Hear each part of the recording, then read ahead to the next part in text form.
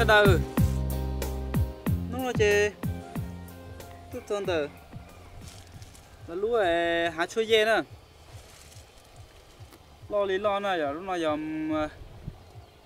cầu hecta nữa cầu hecta chuối dê nữa lo cơ nó sát tí chiều nó thì là tôi đến đã lo tụi nó cho hết tụi nó nữa nó chấp lời giờ cũng lọt rồi lúc tới chờ xin la gì lọt cho nó nữa còn nó chán nữa chụp các cơ chụp cái gì nó mà gì đê cơ cho nó lấy đếm lông nó giờ đê đê lông gì đê nào đê nào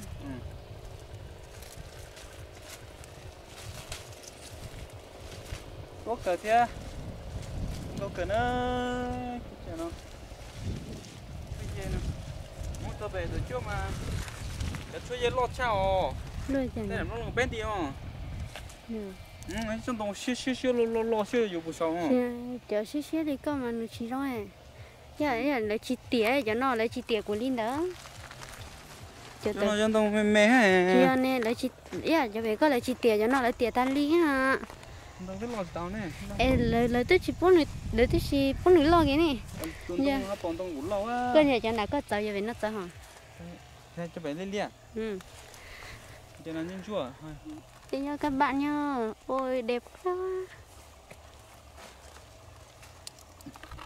ôi dạ thế này ôi dạ thế này nó sẽ cho nó lia rồi cho nó chua rồi nè cho nó giờ đây sẽ đã rồi cho nó này ôi ơi chưa cho lúc nào mà chim lồng trong các cha ô là chúng ta tại đây chơi được rồi ta tại đây nó cho ta tại đây nó quá là buồn dưới này đéo chúng ta để chạy vào để vô mà ta mà về chơi nó để biển nó nên bây giờ bỏ chơi sân lá à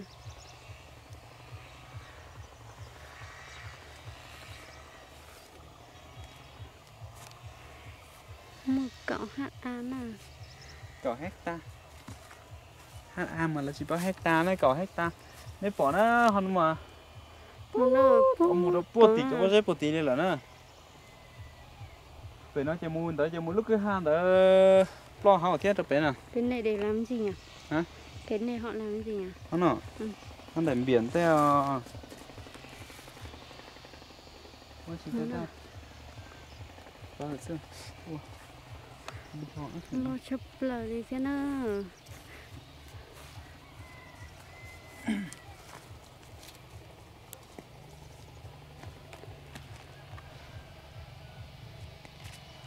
tôi thấy hạt chè nó mà khó xét cha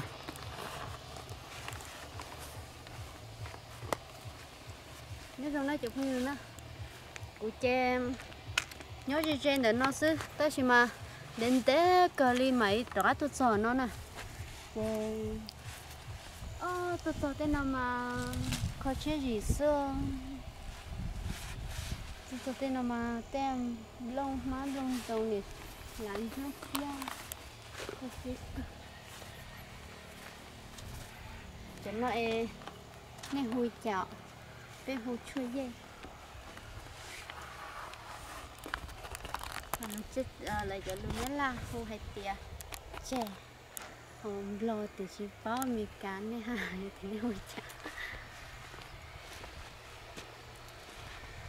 nó chè lỡ trà tim ở đây chỗ chọn chi nó nè là đây chọn chi nó cho mùa cho họ máy này vậy chỉ là mua khổ chè nư chấm lông chui ta chè nư giống mẹ chè là món gì nát rồi cái cho lo cho bên món dụ cho lo cho để họ nư tê li chỉ cho này vậy họ cái này nó lúc trẻ tí này rồi giờ lúc thì dân dân câu nôn trội nhưng sao lo dân câu nôn trội dùng đi con á thay số lúc trẻ thằng á lúc trẻ này giờ lúc trẻ thì dân câu để thay số nó nôn trội thành này tập bỏ nè nhưng sao lo dân câu nó tàu khó sẽ cần nó lúc trẻ này lúc trẻ ở trong đấy chị đi in chỉ để nó chỉ dùng một lần đó xin nữa tao tên là chỉ mua lên nó tao chỉ mong nè tên nó cũng chỉ mua nè tên nó chơi chị mong chị nhân là thì chỉ mua thì nay lúc nó chơi với gì nè là ô tô cho nó ô tô chế sò này vậy chế tọc hoặc chế sò nữa lên từ tôi chỉ tàu chơi nhỏ thì một bên đó nó nhận bên đó nó chỉ ít mò chỉ giỏi ít mò chỉ giỏi $100 nè $100 nhìn $2 cái này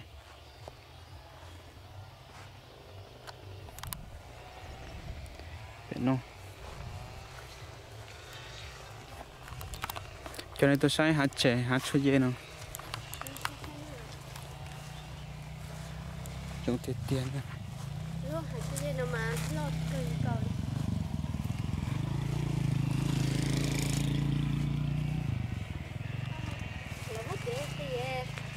à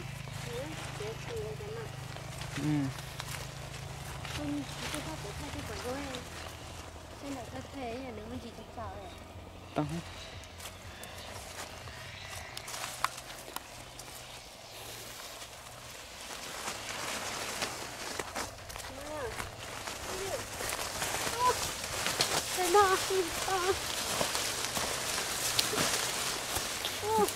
quá chưa nước gì à gì đi chơi gì nào tôi cảm gì lắm có kia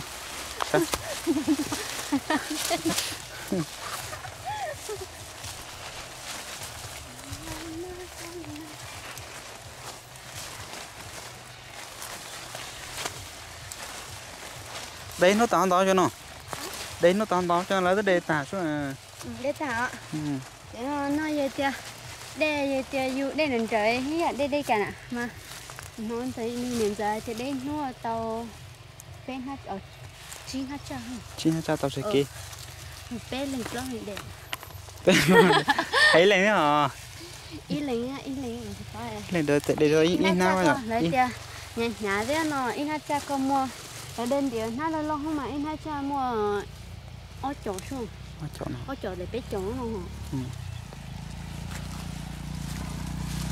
một đó có cái mùn đó là hài luôn nồng đó sẽ là bùa dúa nành mùn đó là ổn bây giờ nó chỉ phải như này tại sao chè ứng dụng mùn cho là thải thế lỡ bùi dúa mong rồi đây nó dúa chè tên nó không chè vậy tên rồi đây đó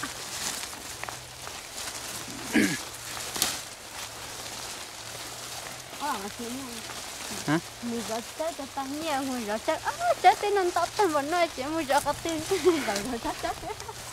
Gió cháy gió chả? Rồi sao không đâu? Tao này. Là cái video nữa. Sao là bên đảo xa này không này? Bên đảo xa là vừa. Dù đệ có giờ dù đệ dù. Nói từ từ để tao hơn. Đừng lá xem. Một tao nhân gì mà chạy cái gì thôi xin nhân thì đây một trò để chi một trò thả lô cá tá tôi không chạy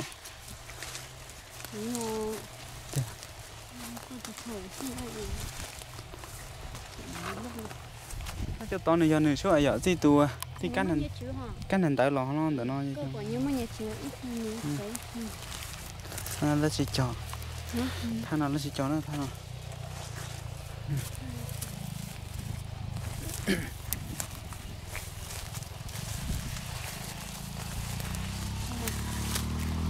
nó chê rồi lại thả là dùm rồi nó thả nữa có thay con rồi nó thả xe có chuyện rồi nó thả nó vừa bó luôn hình như chứ mà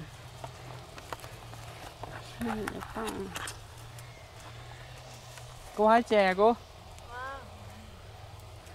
chè nhiều non với lại đến lúc hái rồi cô đâu hay là ơi nó là đi cha đúng rồi có một mình thôi à mình thôi có cô nhiều không cô từ đây lên trên à Ui nhiều thế. Xong rồi. Nhiều quá. Hái chậm lắm. Cô có thuê nhà hái không? Cái này thì hái bao lâu thì hết? Nếu một người thì tầm mấy ngày? 4-5 ngày. Hơn nữa. Thì nhanh quá rồi. Lâu chi nô chỉ rồi xa nô chế để ta tha nó là bé nó chẳng không như nữa. Cháu ở dưới sông Mã. Vâng. Nay đi qua đây mà thấy mấy hôm nay thấy chè đẹp quá. Chè nó đẹp quá. Vâng. Còn hái xong thì lại ra cái mới lại đẹp. Cháu đi qua đây chụp mấy tấm ảnh. Cháu đi ạ. Vâng. Ôi, phần dưới này là thì ta xin đã có nó phục vụ thứ hai là chỉ giờ ít tụt chữ nữa, tụt liệt trên để nó li nó đấy, chỉ với nó li cái nữa.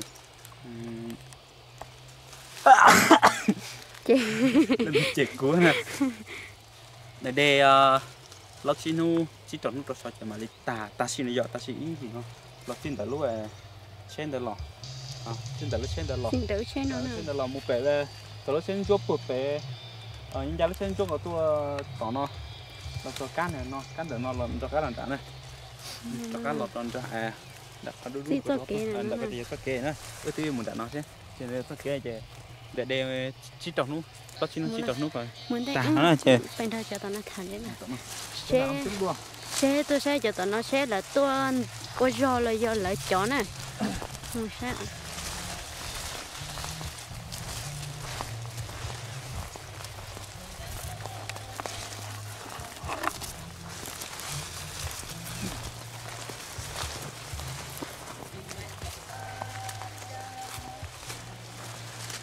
Nó xí nó. Chờ tôi ba. Tôi ba. Để.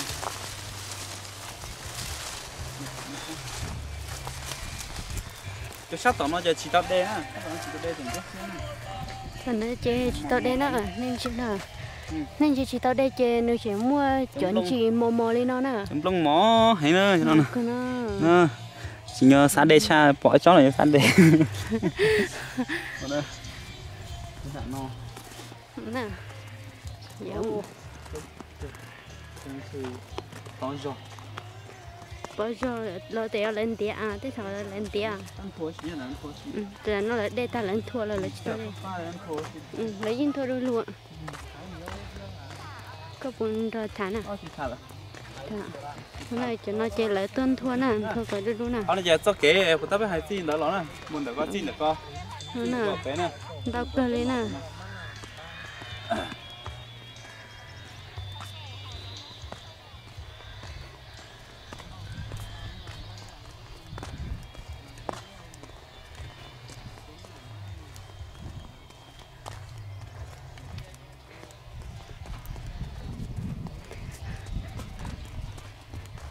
Anh, cái mũ thằng chơi lo à?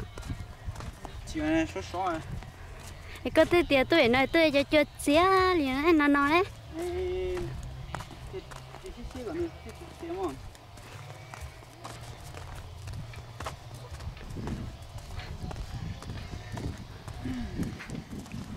Cá nào bé giống như nó. Cá nào bé này, cá nào bé chơi do chỉ nữa, chỉ sao mà vậy chữ sao mà vậy chữ thế nè. Cái này chữ nè, từ đó thành lụp bé vậy. Do người chỉ cái tận đây cái này, cái suốt tới tuột chụp toàn cái. Nên chị ô chỗ cầu nó mà một cha liền, nó có tiền lại được không yêu? Rồi luôn nó mình thấy tu rồi sẽ chào. Chỗ cầu nó một trong các chụp lên nó.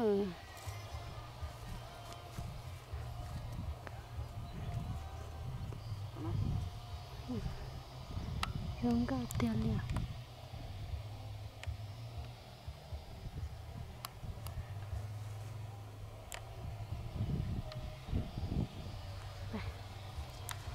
Lúc xe nhất tiền nữa. Xe thì tiền một xe. Chế người ta ăn một chế lo. Chế nữa. Cho nên tôi sai liền một phê để mua một chiếc hở tê. để cho cái đồ này thì nó bé tôi thay cao chỉ thay một vị chè mà tròn nên đó tôi sẽ nào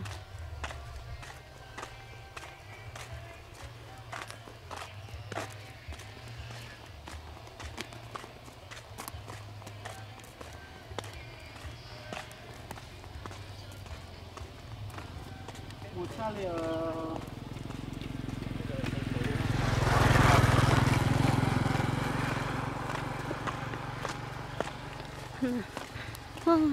nó mà nó là bị chuyển lòng cả tao khủng tao cơ nó chẳng có như nào thế gì thở xì cô mà